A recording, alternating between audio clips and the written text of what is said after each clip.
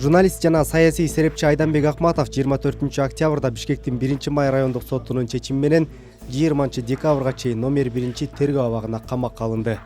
Ички иштер министрлиги Айданбек Акматов бир катар саясатчы, активисттер менен жапырт башаламандык уюштурууга даярдык көргөн деген айып тагууда. Өзү 24 октябрда бөгөт чарасы каралган сотто аны четке какты. Саясий куугунтук болуш керек бул деген мындай нерсе. Себеби 22 октябрда чогулганда биздин бир гана максат болгон. Бул кемпир абадтын берилишине жол бербөө. Ошого кантип биз арга табабыз деген гана сөз. Ошол жөнүндө гана талкуу болгон. Башка эч кандай бийликти басып алуу же болбосо башаламандык уюштуруу деген эч кандай ой болгон эмес. Андай жок. Табиятта андай нерсе жок эч кандай. Болгону ушул кемпир абад маселесин биз кантип башка мамлекетке өтүп кетпешине жол издейбиз деген сөз болгон. Ошол үчүн кемпир абадты коргоо комитети түзүлгөн ошол жерде. Башка эч кандай неме жок.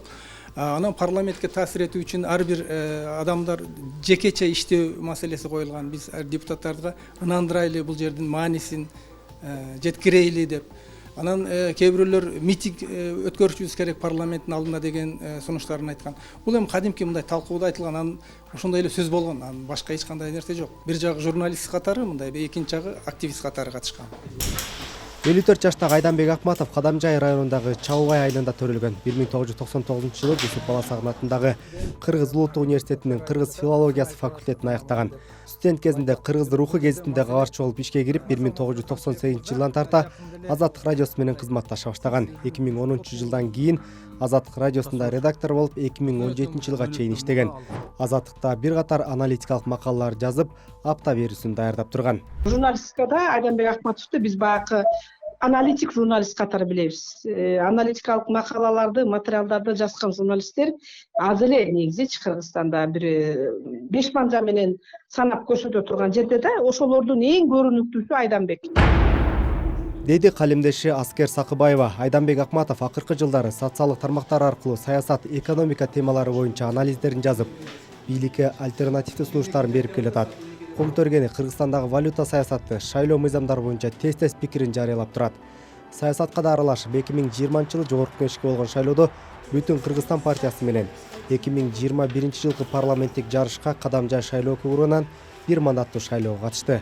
Укук коргоо кызматкерлери аны кармоо үчүн барганда баласы Нурбек Айданбек уулу үйдө болгон. Задержание произошло в воскресенье, рано утром. Милиция жекшемби күнү үйгө келип тинтүү жүргүздү. Алар бардыгын аңтарып чыгышты. Милиция кызматкерлери башында мага тинтүү жүрүп жаткан учурду телефонго видеого тартууга уруксат беришти. Анан бардык техниканы, компьютер, уюк телефон, ноутбукту алып кетишти. Үйдөн чыгаар алдында мен видеого тарткан телефонду дагы алып калышты.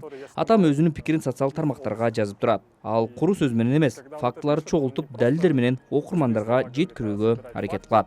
Доказательства и пытается открыто донести это до читателей.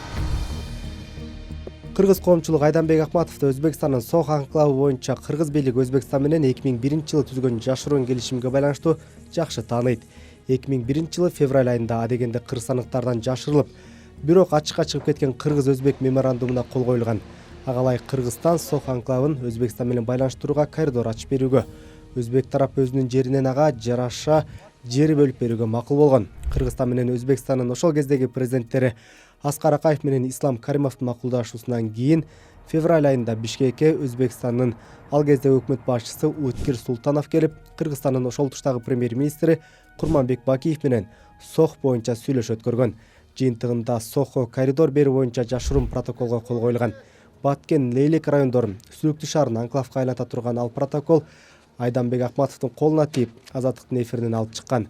Документ коомчулукта нааразылык жаратып, Кыргыз өкмөтү аны чакыртып алып, протоколду жокко чыгарууга аргасыз болгон. 23 октябрда Ички иштер министрлиги массалык башаламандык уюштурууга даярдык көргөн деген негизде бир нече саясатчыны, активисттерди кармап үйлөрүн тинткен. Кийин соттун чечими менен 20дан ашуун оппозициялык саясатчыны активисттер 2 айга камалды. Президент Садыр Жапаров башка атаандаштарынан, башка президенттерден айырмаланып, ошол эле куугунтукту өз башынан өткөргөн. Жана бийликтердин кысымына кабыл алынган. Өзүнүн ою, пикири үчүн камалып да чыккан да. Мына ошондой эле сценарий менен президент бийликке келгенде өзгөчө ушундай жасалма, бирөөдөн өч алуу, куугунтуктоо деген темадан алыс болуп, айкөлдүгүн, адилеттүүлүгүн көрсөтөт деген чоң үмүттөр бар эле. Тилекке каршы акыркы баягы анализдерди, акыркы болуп аткан окуяларды карай турган болсок, биз тилекке каршы диктатуранын жолуна жана ушунчалык сөз эркиндигин кысууга, басмырлоого, куугунтуктоого келатабыз. Кыргыз коомчулугунда кемпир абад суу сактагычына байланыштуу кырдаал акыркы күндөрү бир топ курчоодо улуттук коопсуздук боюнча мамлекеттик комитеттин төрагасы Камчек Ташиевдин айтымында келишим ратификация болсо кемпир абад суу сактагычы жайгашкан 4485 гектар жер Өзбекстанга өтөт. Кошуна өлкө сууну бууп турган дамбага ээлик кылат. Атайын кызматтын башчысы кемпир абаддагы сууну 8 адамдан турган кыргыз-өзбек биргелешкен ишканасы көзөмөлдөй турганын айткан.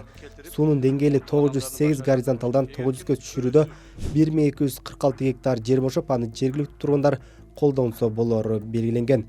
Президент Садыр Жапаров кабар агенттигине курган маегинде кыргыз-өзбек чек арасы кемпир абад маселеси тууралуу суроолорго жооп берген. Камалгандардын көпчүлүгү менен да жеке-жеке диалог кылгам. Баары эле кызмат сурашат. Мамлекеттик кызмат чөбө бергидей резина эмес да. Баарына жетпейт экен. Бийликте отурганда ар бир жасаган ишимди 10 жылдан кийин болобу, же 100 жылдан кийин болобу, эл алкыш айткандай кылып жасап кетем. Кемпир абад жана чек ара маселелери боюнча да ошондой болот буюрса. Убакыт керек. Көпчүлүк элдин ишеними болсо болду. Калганын мага койгула. Ал эми камалгандар боюнча мен кийлигише албайм. Укук коргоо органдары бар. Мамлекеттин, элдин коопсуздугун камсыз кылуу алардын түздөн түз милдети. Алар өз ишин так аткарып жатышат. Акыркы чекитти сот коет. Ошондон кийин гана мага кайрылышса, ырайым берип камактан чыгарууга укугум болот. Мыйзамдуу жолу ушундай. Бакыт Төрөгелди, Азаттык, Бишкек.